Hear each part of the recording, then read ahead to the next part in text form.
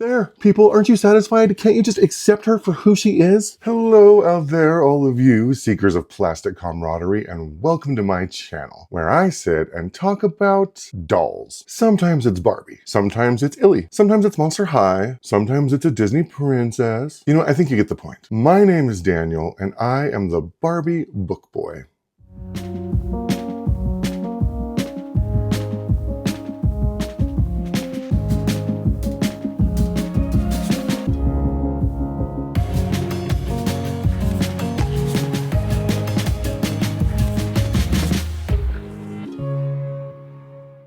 I was feeling kind of kooky and kind of playful, so I sent myself a new Barbie Twinning Looks Doll. And as far as I'm concerned, that is always the right decision to make, especially because I got her on sale. Probably because she's been out for several very many months at this point, like I believe since last August. So if you can imagine, she is quite eager to be deboxified. So let's just give it a little...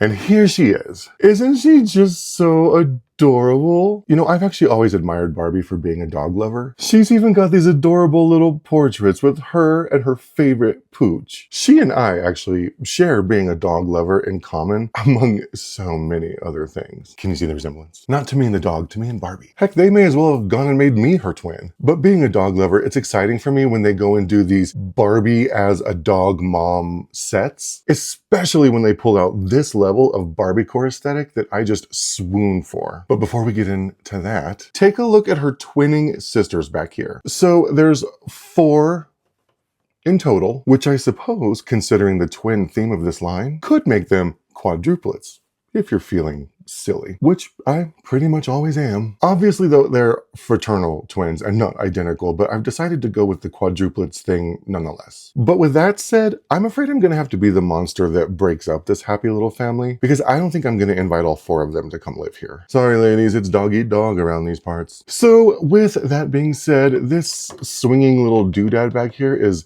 driving me crazy. So how's about we pop this blister pack and free Barbie from her shackles? So here she is in all her pink gingham glory. Now, I'm not going to be too critical of her box hair because Miss Thing has been waiting to get adopted since like August. Plus, she's been traveling for like miles and days to get here. And we all know how hard it is to maintain a hairdo while traveling. So let's just show her a little grace because it's pretty good hair quality. So we know it'll be easy to fix. A little conditioner, some boiling hot water, and she'll be good as new. Now, I'm actually not very good at styling doll hair, probably because I don't have any hair of my own to be playing with. Thank you for pointing that out in front of all my friends. So once her hair has been boil washed, it's going to lose any semblance of these curls that she currently has. But she'll still have this adorable half pony to suggest that we made some kind of a team effort, she and I. So once I'm done with her hair, it should look a little something like this. Nice and flat and lifeless, but still with like a good flow nonetheless. I'm okay with it if you are. And the pink bow in her hair actually really helps to distract from the mess. It's like I always say,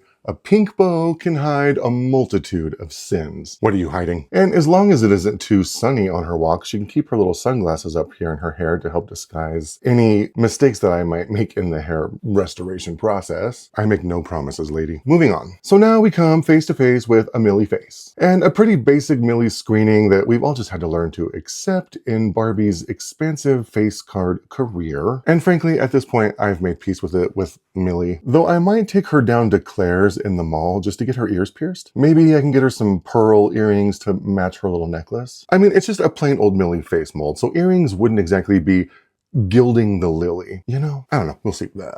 So Barbie is wearing a 2-piece outfit with a cute little puffy sleeved tank top and a skirt with these 2 random little bows at the bottom that I would like someone from Mattel headquarters to explain to me. Mattel, hello, are you there? Clearly, I'm of the opinion that this skirt would be better served without these 2 little bows here. Do you agree? Comment down below. But I mean, at least everything is properly hemmed. See, no laser cutting corners here. So I guess I'll just have to begrudge these bows their benign embellishment. And finally, she has these adorable pink platform heels with an ankle strap and a poodle pom-pom here on the the toe, which probably would have made more sense if her pooch were an actual poodle. But that's just me being picky. And speaking of picky, I've seen the comments circulating the ether webs about her articulation, specifically the lack thereof in her wrists and ankles. But I've got to come clean about something. I am one of those much maligned doll collectors who isn't particularly fond of articulation. I know, let me have it in the comments. I'm ready to hear it from you. Blah, blah, blah, blah, blah. I don't know why, but I prefer my plastic pals stiff.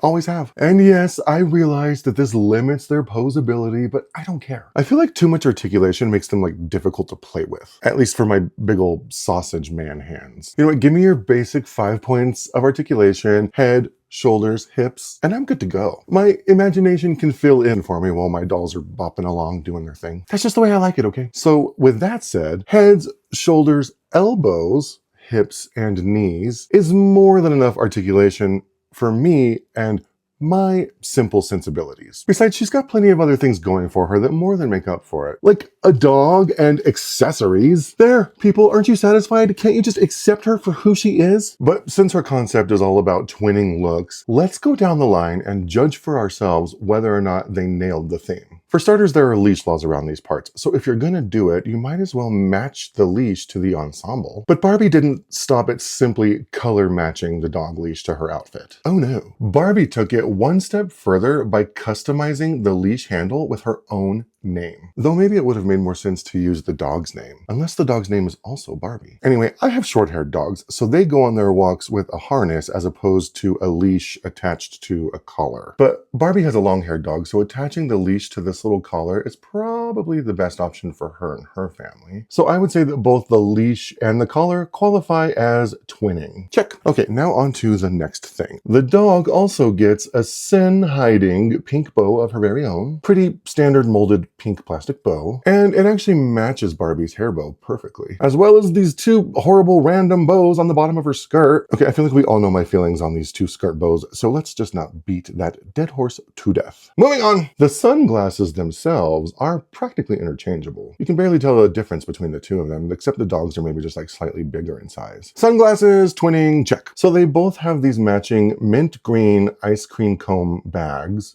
for the doll and the dog on the go. And they're about as twinning as practicality allows, with Barbie holding hers like a clutch, and the dog wearing hers almost like a little fanny pack. So ice cream bag, check. Matching strand of pearls, twinning necklace, check. And finally, matching pink gingham skirts, check and check. All in all, I'd say their twinning is on point. So there you go, my thoughts on the Barbie Twinning Looks Doll. Thank you so much for watching. I'm going to be doing these little doll review videos weekly, so if this is your thing, then stay tuned. Also, if you're into books, be sure to check out my videos on book reviews. I am, after all, the Barbie, a book boy. And don't forget to like, comment, and subscribe. Leave a comment for Twinning Looks Barbie. Tell her how much you admire her commitment to coordination. Ask her which one of them gets more compliments. Tell her all about your own pet twinning adventures. I'm just curious, does the dog have any veto power over her outfits and accessories? Or is your decision pretty much sacrosanct?